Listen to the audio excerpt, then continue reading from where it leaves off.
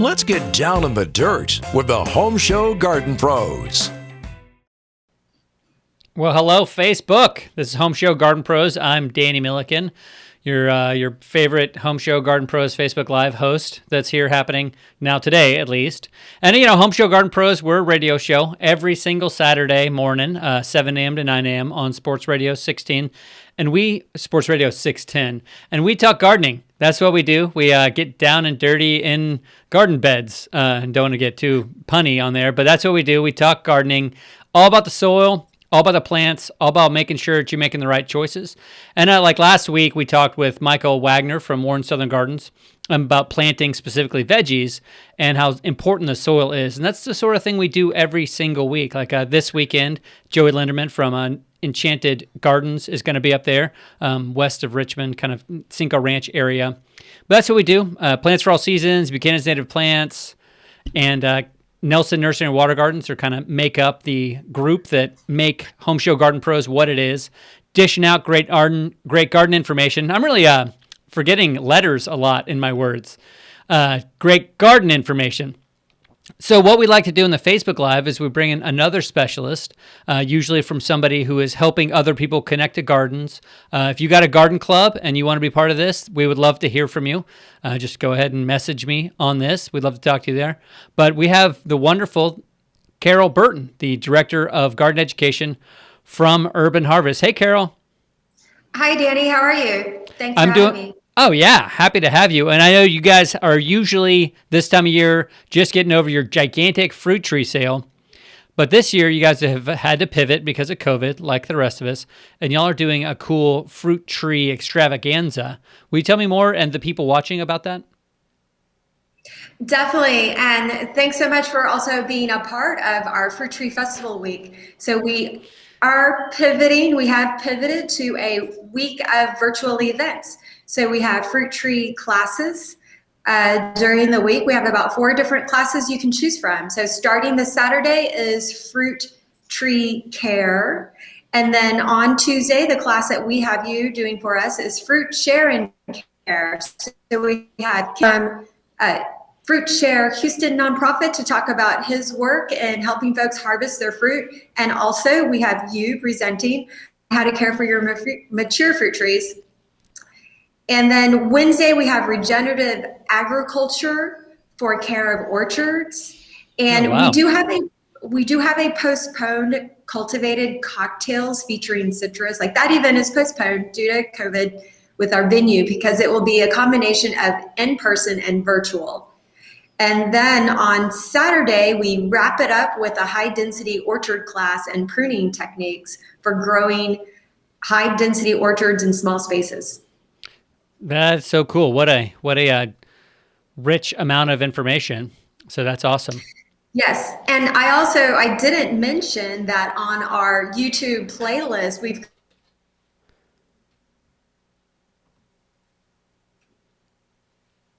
playlist of videos of folks around Houston who are growing fruit trees and also some of the experts talking about care of fruit trees.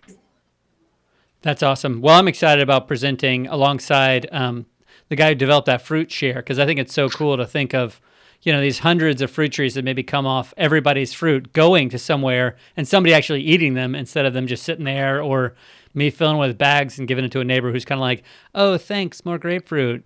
Oh, thank you. But actually, yes. I'm excited about it. And I definitely have learned a lot about fruit trees over the years. I've killed a few, saved some other ones, and really kind of figure out a lot of tips and tricks for specific trees. So I am excited to share some of that information. Well, Carol, this isn't your first time here on the... Oh, yeah, super, double super duper.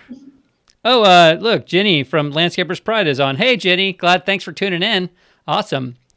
Landscapers Pride makes great soils. I don't know if everybody knows that out there, but she's here now. So, hey, why not?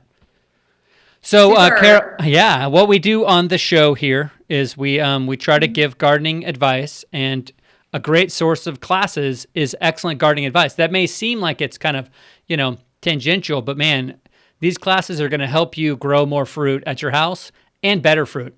Can you imagine that? More, better, bigger, yum. Yes, exactly. Because we've had a fruit tree sale annually for the past 20 years. This would have been the 21st anniversary of fruit tree sale fundraisers.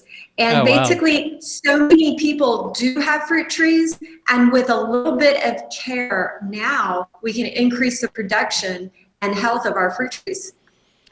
Yeah, that is totally possible. If you are feeling hopeless about your trees, it is completely possible for you to improve what you're actually receiving from them. So it's going to be an exciting week, and I'm glad that it's happening. I saw the tour of Tree Search Farms. I thought that was a cool idea too. So, okay, well, Excellent. Yes. what we do is we answer gardening questions as they come in. So we've got a few for you today. And the goal isn't to stump anybody if you guys are thinking exciting out there. Plus, Carol kind of knows all of it, so it's hard to stump her. So we cull our questions from our website, homeshowgardenpros.com. There's the Ask a Pro button that sends us a website, and we answer that via email, but we also like to use it for content here. And also from our Facebook page, which obviously you know about because you've watched a video that's on it, or currently you are. So kind of we got you there. So, but here are the questions. You ready for question number one? Yes. Okay, here it is. This is from Russell.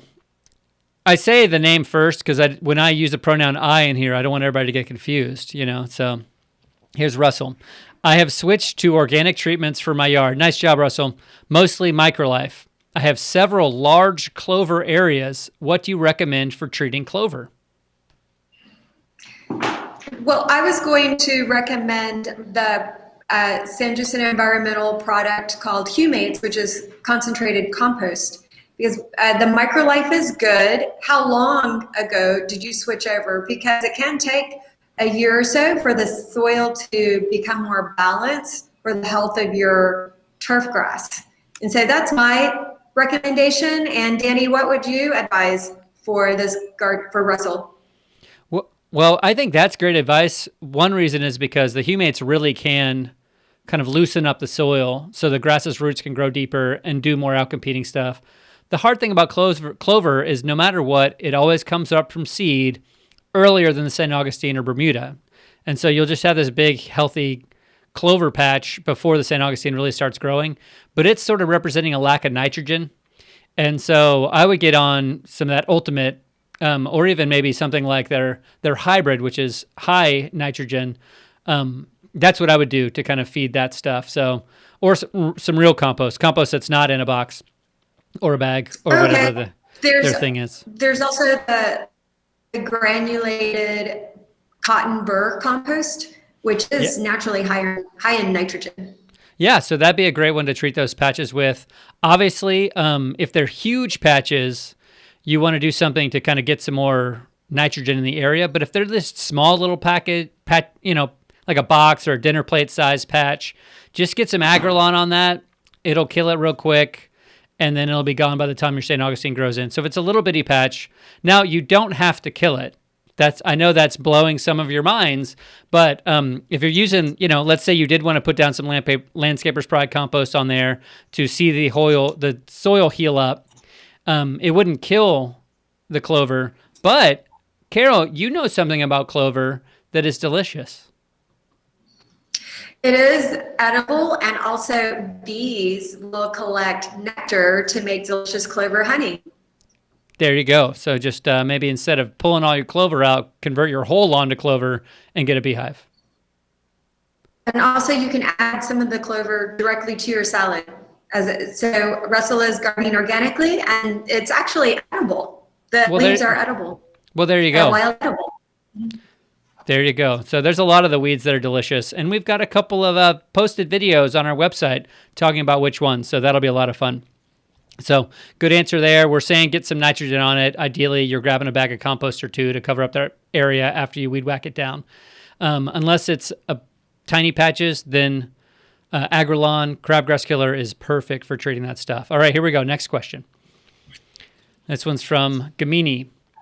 That also, she's using the pronoun I, and I don't. You guys thinking it's Gamini talking. It's me, Danny, talking, but I'm reading her question. I've planted a lemon tree 2 years ago, and so far, not growing at all, not dead either. So kind of a tweener zone. I have changed soil around, and I use Microlife Humates Plus as well, but still no result. Plant is the same. Please advise. Okay, so for this fruit tree, I always wonder about these conditions. This is sort of my checklist. Okay, where did you get the fruit tree? Was it from a big box store or from a local nursery that sells specifically to the Houston area in order to have a root stock that is adapted to heavy clay soil? So that's the first check mark. Okay, first check mark. And then next is the consideration of the mulch around the tree for the drip zone should only be mulch, about 3 to 4 inches of mulch, because that is going to feed the soil, suppress weeds. I would look at that area. That's great that she is using Microlife and humates. So we know that the soil is getting those nutrients, but the mulch will help to regulate the water. Okay, so in 2 years, has she seen any flowers? And maybe the fruit didn't set and the flowers fell off. That would indicate, one type of issue. Do you have 4 to 8 hours of sunlight? 6 to 8 hours for fruit and flower production is needed. Wow. Okay. And then finally, after 4 years, like if she looks at these things and says yes, we have all of those things, and it still doesn't fruit, then it could be one of those anomalies where the fruit tree is basically kind of like a dud, and you can change it out with another one that is producing. Yeah, I've seen fruit trees not produce for 2 big reasons. One is they're planted too low. They've planted the tree too low. It's sunk down. Its roots are unhappy. It's struggling to stay alive, which that's usually my first guess. If it's made no fruit and it hasn't grown at all.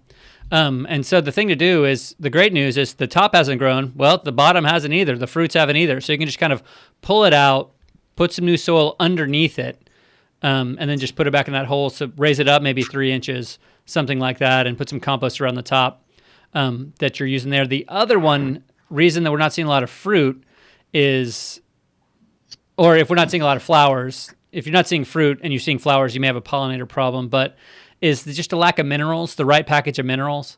And that's where it's a big deal. The Nature's Way remineralizer kind of can come in, or the Microlife citrus fertilizer can come in and add a mineral pack that's just right for setting fruit. And it's an important thing to do on a regular basis. But my guess is that she's got it planted too low and just needs to lift it up. Yes, that is a common issue for gardeners in Houston. That was the first fruit tree that I planted, Danny, was too low and it died. Yeah. Well, peaches, apples, and avocados will die in a couple months from that. Citrus can scraggle on for a couple years, 5 years if they're planted too low. But the reason is because, you put all that, you take the soil out, put it back in, but you're not stamping it down. And so the whole thing just sinks a little bit. And so before you put the plant in there, just put your foot in there and stomp it some. And if you can't fit your foot in there, that's a good enough reason to make a hole a little bit bigger. But that is, you want that air to come out and then set the height of your fruit tree, not set the height of your fruit tree and then let the air out. So just keep that in mind when you're planting fruit trees. As you plant them this spring, very important to let that air get out so your tree doesn't sink down. So hope that helps. And definitely those 4 questions are huge. Where you bought it does matter a lot. So I'm glad you said that one, Carol, for sure. Question number 3. This one's from Carrie. I have grapevines in the ground that I planted last year. I covered them on the freezing days of winter, but it looks bare and just vines now. Will the plant continue to grow this season? Good news for you, Carrie. Yes, excellent news, because grapevines are deciduous and they drop all of their leaves for winter. So in the next couple of weeks, as we get with spring emerging, you will be able to see the grapevine start to leaf out. Yeah, there you go. Deciduous means they drop its leaves in winter and go dormant. That's what that means if you weren't aware of that term. And that's what's happening with the grapes. They just drop their leaves. They're not dead. They're not struggling. You actually don't need to cover them at winter because of this same reason. But you do need to prune them. Any tips on pruning for Carrie? That is recommended for the health and production of, and I would suggest watching a couple of videos on YouTube. We don't have any on our YouTube channel yet, but we will soon. So that's what I would recommend, because to describe it in the session, I'll have to turn it over to you, Danny, if you have just some quick tips on pruning a grape. Well, the 5 is a good number. So there's these little nodes, buds on the side, and from the ground up, you want to go 5 buds, and that will give you a pretty hardy vine once it starts growing. And then whatever you've cut off, you can cut into small pieces, and they'll actually fruit out or, vine out again. So you can make gifts to everyone you know, lots and lots and lots and lots of gifts. But that's the big thing. Yes. As long as you don't prune within those 5, you're good. So it could be 7, could be 10, could be 15, whatever you want. But that first 5 buds is what you want to leave on there. So hope that helps too. Yes, and for folks that want to get some practice pruning fruit trees, we do have some volunteer events, projects at a few of our school gardens. And that's part of our Fruit Tree Festival, is we have a socially distanced work days scheduled to support school orchards. And while you're there, we have a garden expert on hand, and they can kind of walk you through some of the steps of what we're working on, which right now is the time to prune grapevines and our other deciduous fruit trees. Well, that is wonderful. That's the hand-on experience is the best way to learn, especially for someone that can show you what a crossing branch is, or what a downward branch, or what a bud may even look like. So I know I just recently pruned a plum and a peach that have bloomed out. And so next up is a pomegranate. So I got a lot to do at my house too. So it's a good season for pruning, but man, you can also use those new cutted pieces to use in your smoker or your barbecue pit. Really adds a nice flavor to whatever you're cooking. So here's question 4. This is from Jill. Jill, she just asked a question. I love it. Here we go. What would be pretty and grow over a pergola but not be parasitic? I'm sure she also means invasive. She lives in Webster, Texas. So first off, you got to go over to Friendswood Hardware. They got some great plants down there. Second off, what would be a good vine for Jill? Let's see. Since our focus is edible gardens and growing food and beautiful plants, my favorite right now is passion vine. Yes. Joe Novak's passion fruit, because it has beautiful passiflora flowers, and then also delicious, amazingly delicious tropical fruit to harvest. So, Danny, I do have to ask you to give me a remember. Where is Webster? Is that northeast? It's south. It's southeast. It's southeast, kind of like. Okay, that's good. Yeah. That's good, because the Joe Novak passion vine is a tropical, because I thought if Webster is near Woodlands, it might not be a good choice. But Southwest would be a little bit more for a passion vine. It does freeze since it is a tropical, but sometimes if you protect the base of the vine, it will come back. It's a super cool vine for a couple of other reasons. The fruit, if you get that Novak's purple, which we used to call possum purple. So Joe actually is kind of like, wait, a fruit named after me? What? But anyway, it's delicious. It tastes so good. You can make the flowers into a tea that helps you sleep, which is pretty amazing, and the leaves. And it is a forage wildlife plant for the Gulf fritillary butterflies. So you see a ton of butterflies on those things and caterpillars. So it's a great plant to do with kids. There's nothing poisonous about it. The flowers are absolutely gorgeous. If you haven't seen a passion flower, just Google purple passion flower when we're done, and you're going to be like, whoa, I got to get this. And great news, Friendswood Hardware loves carrying those. So all good stuff for those of you in Webster like Jill. So great recommendation, Carol. Thank you. Sure, my pleasure. So, in honor of it being Fruit Week or Fruit Month, as we like to call it, we are going to go to a video about citrus trees with Zach Buchanan. And we're going to do talk about some care, talk about what to do with your trees. So, over to you, Zach.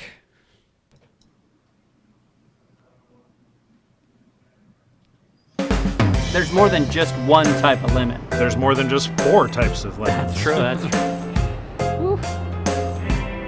Zach is here to help me with 4 problems with lemon trees.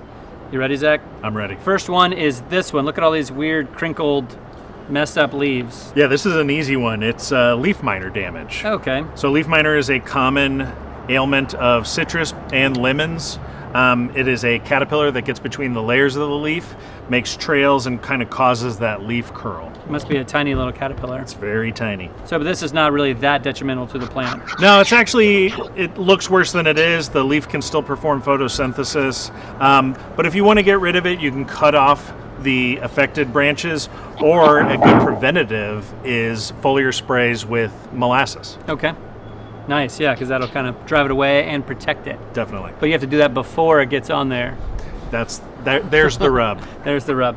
Okay, some of these, I had this at my lemon tree, but the kind of chlorotic or lightening of leaves. Yeah, you can see it on the lower leaves first. So it's a nutrient deficiency. That tells me that your tree needs some feeding or fertilizing, or it's just deprived of some mineral or nutrient that it craves. Okay, and what's a fertilizer you would use? Oh, we have Microlife Citrus and Fruit right here. Yeah, Microlife is an excellent fertilizer for all citrus, and it has those minerals that we talked about. Okay, the next one is cold. Are they cold sensitive? They can be cold sensitive. Lemons are not the most cold sensitive of citrus, but if we get a freeze, they can be affected and die back a little. Something to be aware of with citrus in general is that if you're getting it from a nursery, chances are it's going to be grafted. You can see the graft here on this variegated lemon. Okay, yeah, mine has one over here too on this. Yeah, they've all got them. And something to be aware of is you don't want any growth below that graft. Okay. Because that's a different plant. Gotcha. That's not the same fruit that I have on the top. So they're using a more resilient root stock to get these plants to the stage that they need to be to fruit. Okay, awesome. Any other pests involved with citrus? A big one I think to consider is scale. Okay. That can affect them. And the number one way you tell you have scale can be actually black sooty mold, which appears on the surface of the leaf from the bug that's actually on the bottom of the leaf. And it makes an appearance like a black film on the top of the leaf, and the scale are little gray or white dots on the bottom. Fortunately, we don't have any to show you. That is good. That is good. And last thing is we have 4 different varieties here. There's more than just one type of lemon. There's more than just 4 types of lemons. That's true. That's true. We've got a variegated lemon here. It's a variegated pink lemon with a pink flesh when it fruits. We've got your kind of standard improved Meyer lemon, which is a sweeter lemon but super disease resistant. And then finally over here I've got a Eureka Frost lemon, which I really like because it can give you multiple harvests in a year. And you guys also have the New Zealand lemon, which is a real cold hardy lemon as well. So awesome. Well, thanks, Zach. Thank you. Great information on lemons. For other great information, go to homeshowgardenpros.com. Zach is so knowledgeable. Love when I get to talk with him. Although in that video I have to stand on a box, which is kind of embarrassing. So if you go back and look at it, you'll see that I'm standing up high because he's super tall. So Carol, I don't know if you ever have to stand in a box when you're talking with somebody, but it's kind of embarrassing. Not usually, because I'm super tall as well. I usually have to scrunch down. Yeah, usually trying to be smaller. No, it's good stuff. And citrus is a great fruit tree choice for Houston. We say a little bit about some of your favorite citrus trees, Carol? My favorite. So citrus, all types of citrus, mandarins and satsumas are my just personal favorites. And also, I have to say the Tropic Snow and Mid-Pride early peaches are just delicious. So no matter where I live, I've got to have a peach tree. Well, I know if you've got that tropic snow peach, it is already blooming. So you're getting those gorgeous pink blooms all over the place. That's a really good one. And if you're gonna get a citrus, the satsumas, the clementines, they peel so easy. It's like you just peel so easy. You eat them before you get in the house. It's really, really good stuff. Really good stuff. Well, Carol, thanks a lot. Anything else you want to kind of remind us about the about Fruit Tree Fest, Fruit Tree Week? Well, yes, I did want to mention that as one of the fundraiser tickets, we offer a package in which you can receive a ticket to each of the classes. And as part of this special package, we'll also send you a recording of the classes along with a 1-hour consultation from an arborist, a certified arborist who is an expert in fruit trees, so that you can actually have someone come to your house and give you a consultation if you would like to improve the health of your backyard orchard. So we have that special ticket, just 3 more tickets left for our fundraiser. Well, that is awesome. And would you give everybody the website real quick? I'm going to go ahead and punch in the chat room, but just tell them Urban Harvest website. Definitely. www.urbanharvest.org, and just go to our front page and you will see Fruit Tree Festival, and you can just click there to take you to the page of events.